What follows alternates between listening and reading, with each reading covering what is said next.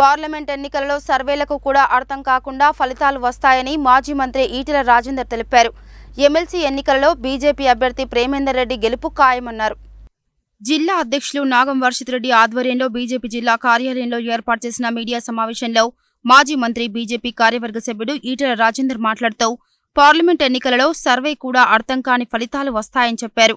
మోడీ నాయకత్వం కావాలని దేశ ప్రజలు కోరుకుంటున్నారని తెలిపారు. రాబోయే ఎమ్మెల్సీ ఎన్నికల్లో ప్రేమేందర్ రెడ్డిని అత్యధిక మెజార్టీతో గెలిపించాలని సూచించారు. కాంగ్రెస్ ప్రభుత్వం ఎట్టి పరిస్థితుల్లో ఇచ్చిన హామీలను నెరవేర్చలేదని అన్నారు.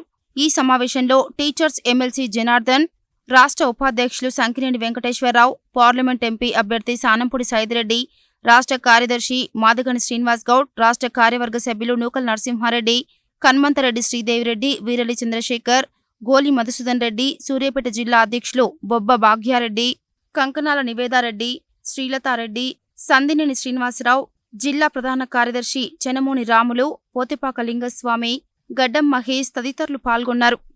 ఎన్నికలలో ఎవరు ఊహించని ఏ సర్వే సంస్థలు చెప్పలేనటువంటి రిజల్ట్ రేపు రాబోతుంది.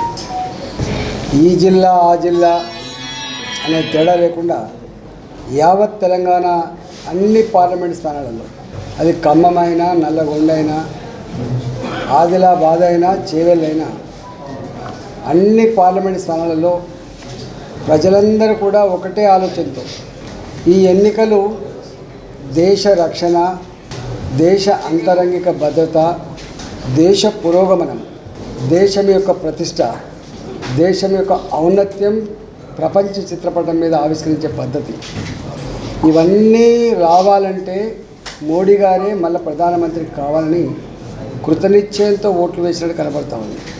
పాత కాకి లెక్కలు, బూత్ కమిటీలు ఉన్నాయా, నాయకులు ఉన్నారా, ఇంటింటికి మీరు రీచ్ అయినరా, ఈ కాకి లెక్కలన్నీ కూడా పక్కకు పెట్టి టెలిపతి పద్ధతిలో ఒక మనిషి ఇంకొక మనిషికి చేరవేసినట్టుగా ఇవాళ యావత్ తెలంగాణ వ్యాప్తంగా భారతీయ జనతా పార్టీకి ప్రజలు గొప్పగా ఆశీర్వదించి ఓట్లు వేసిండ్రు.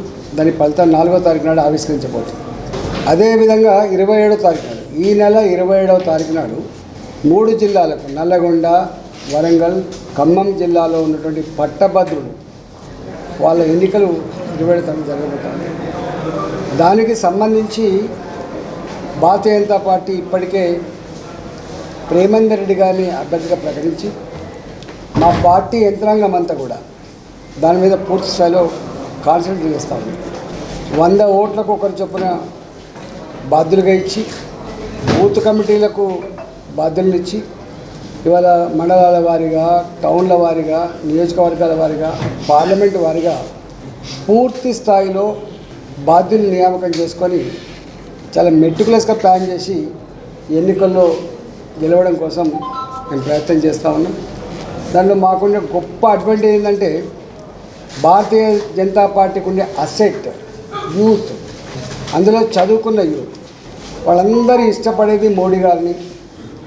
ఈ 10 సంవత్సరాల పరిపాలన వాళ్ళ గుండెల్లో ఉంది కాబట్టి వాళ్ళు ఇష్టంగా ఈసారి ఎన్నికల్లో పాల్గొన్నారు ఇంతకుముందే. కాబట్టి ఈ గ్రాడ్యుయేట్స్ ఎన్నికల్లో కూడా సంపూర్ణంగా భారతీయ జనతా పార్టీని ఆశీర్వదించి గెలిపిస్తారనే విశ్వాసం కలుగుతూ ఉంది. గతంలో రకరకాల పద్ధతుల్లో ప్రలోభాలకు గురి చేసే ప్రయత్నం చేసిండ్రు. కానీ ఈ దఫా ప్రలోభాలకు సంబంధం లేకుండా, ఇతర పద్ధతులకు ఆస్కారం లేకుండా మా ఆత్మను ఆవిష్కరించి మేము భారతీయ జనతా పార్టీ ప్రేమేందర్ రెడ్డి గారికి ఓటేస్తున్నటువంటి భావన స్పష్టంగా కనబడతా ఉంది. ఎందుకంటే బీఆర్ఎస్ పార్టీ ఇవాళ అది ఇర్రెలవెంట్ పార్టీగా ఉంది కాబట్టి, కాంగ్రెస్ పార్టీ మీద నాకు తెలిసి అతి తక్కువ కాలంలో ప్రజల చేత చీకొట్టించుకునబడేటువంటి ముఖ్యమంత్రి గారు, చీకొట్టించుకుంటున్నటువంటి ప్రభుత్వం కాంగ్రెస్ ప్రభుత్వం మిగిలిపోయింది. ఇవాళ మేము చెప్పడం కాదు, దేశంలో ఏ మూలలో ఏం జరుగుతుందో ప్రతి నిత్యం తెలుసుకునే ప్రధానమంత్రి గారు కావచ్చు, హోంమంత్రి గారు కావచ్చు, తెలంగాణకు వచ్చి మనం చెప్పిపోయింది. డబుల్ ట్యాక్స్ వసూలు చేయబడుతుంది. 360 డిగ్రీస్లో మేము అబ్జర్వేషన్లో పెట్టినాం. కేర్ఫుల్గా ఉండండి బిడ్డ అని చెప్పి ఒక మాట చెప్పిందంటే అది ఎంత పెద్ద మాటనో మీకు అర్థం కావాలి.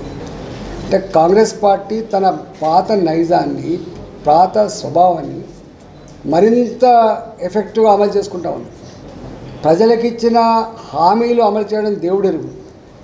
ఒక్క హామీ ఎక్సెప్ట్ బస్సులలో మహిళలకు ఉచిత ప్రయాణం తప్ప కాంగ్రెస్ పార్టీ ఇచ్చిన ఏ ఒక్క హామీ కూడా అమలు చేస్తలేదు. 2,500 రూపాయల మహిళలకు ప్రతి నెల ప్రభుత్వ ఉద్యోగికి ఎట్లయితే బ్యాంకులలో ఇస్తారో ఆ విధంగా ఇస్తా అని చెప్పింది. దాని ఊసు లేదు. 6 నెలలు అవుతుంది.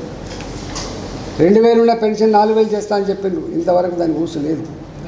రైతాంగానికి 2 లక్షల రూపాయలు రుణమాఫీ చేస్తా అని చెప్పి ఇవాళ దేవుళ్ళ మీద ఒత్తుపట్టు పెట్టుకుంటారు. తన మాట మీద విశ్వాసం లేదని ఇవాళ దేవుళ్ళను అడ్డం పెట్టుకొని దేవుళ్ళ మీద ఒట్టుపెట్టి చెప్తున్న పరిస్థితి చూస్తాను. అంటే ఒక్క మాట చెప్పాలంటే చివరికి రూపాయి ఖర్చు కానీ రేషన్ కార్డు కూడా ఇవ్వలేకపోయింది. అందుకని అబాస్ పాలైపోయింది. అసహించుకుంటున్నారు. చివరికి ఏమైపోయింది అంటే పాత ప్రభుత్వం ఏ పర్మిషన్లు అయితే ఇచ్చిందో బిల్లుల కోసం కావచ్చు, ఇతర ల్యాండ్స్ విషయంలో కావచ్చు, రిలాక్సేషన్స్ కావచ్చు, వాళ్ళందరినీ పిలిపించుకొని వాళ్ళు అప్పుడు 100 తీసుకుంటే ఈయన 200 డిమాండ్ చేసుకుంటా డబ్బుల వసూళ్ళకి ఎగబడాడు తప్ప వారు ₹1 పనిచేస్తారు. తెలంగాణ ప్రజలు సరే వేసిండ్రు దాని బాధపడడం కంటే వీటన్నిటి మీద అప్రమత్తంగా ఉండమని చెప్పి కోరుతా ఉన్నాం.